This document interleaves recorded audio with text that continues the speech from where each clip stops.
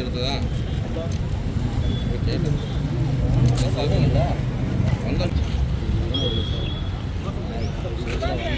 வந்துச்சு அதான் போட்டாங்க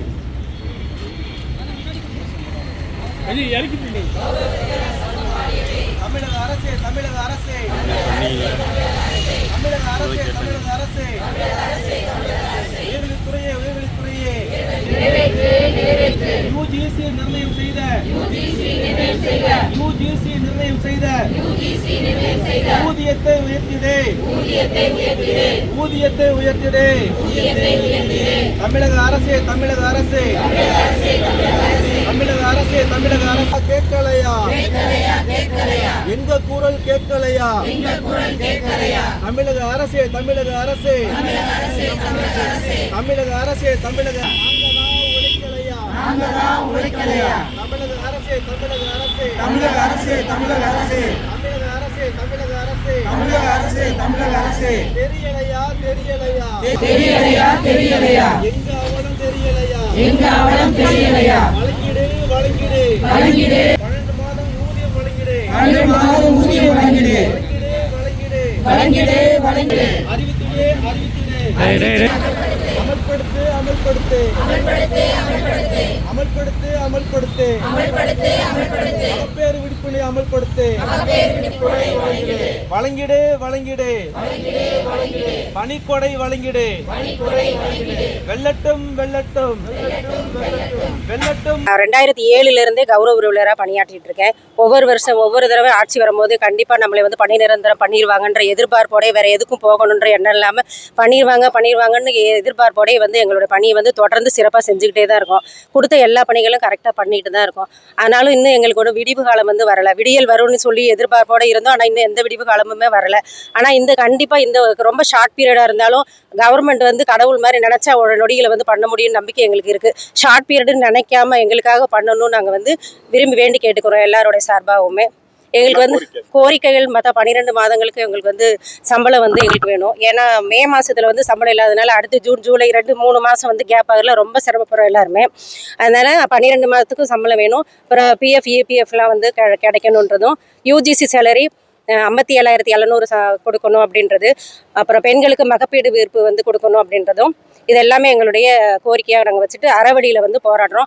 அரசாங்கத்து மேலே உள்ள முழு நம்பிக்கையில் எல்லா கேட்டகரியில் இருக்கிறவங்களுக்கும் கவர்மெண்ட் கண்டிப்பாக எல்லாருமே பண்ணுறாங்க, முடிஞ்ச அளவுக்கு நாச்சி பண்ணுறாங்க. எங்களை பற்றி எதுவுமே இன்னும் பேசாமல் இருக்கிறது எங்களுக்கு ரொம்ப ஏமாற்றமாக இருக்குது. கண்டிப்பாக இந்த தடவை எங்களுக்காக பண்ணுவாங்கன்ற நம்பிக்கையோடு நாங்கள் வந்து எதிர்பார்த்துட்டு இருக்கோம்.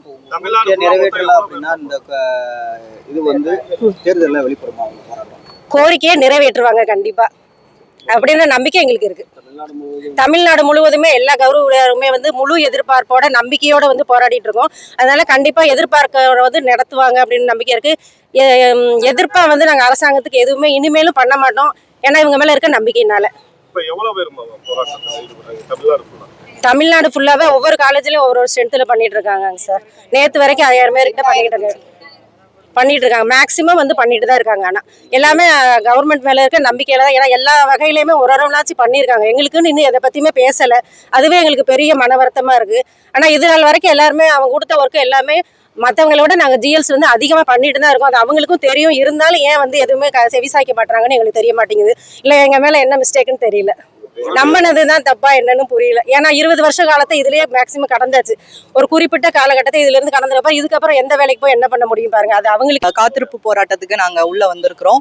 எங்களோட கோரிக்கைகளை அரசு ஏத்துக்கணுங்கிற ஒரு ஒருமித்த கருத்தோட நாங்க இந்த போராட்டத்துல நாங்க கலந்துகிட்டு இருக்கோம். கண்டிப்பா அரசு எங்களுக்கு நல்லது செய்யும். நாங்க அரசுக்கு எந்த காலத்திலையும் விரோதமா இருந்தது கிடையாது.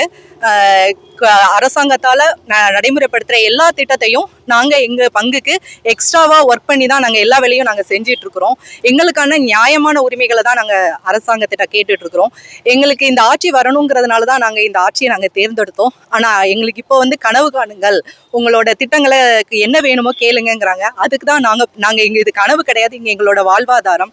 எல்லாத்தையும் நாங்க டெடிகேட் பண்ணி, எங்க வயசை டெடிகேட் பண்ணி, எல்லாத்தையும் டெடிகேட் பண்ணி நாங்க வேலை பார்த்துட்டு இருக்கிறோம். எங்களுக்கான உரிமைகளை நாங்க அறவழியில நாங்க போராடிட்டு இருக்கிறோம். எங்களுக்கு இந்த அரசு கண்டிப்பா செய்யுங்கிற நம்பிக்கையோட நாங்க இருக்கிறோம் சார். இந்த 5 அம்ச கோரிக்கைகளுக்காக தான் சார் நேத்து சொன்ன அதே 5 அம்ச கோரிக்கைகள்.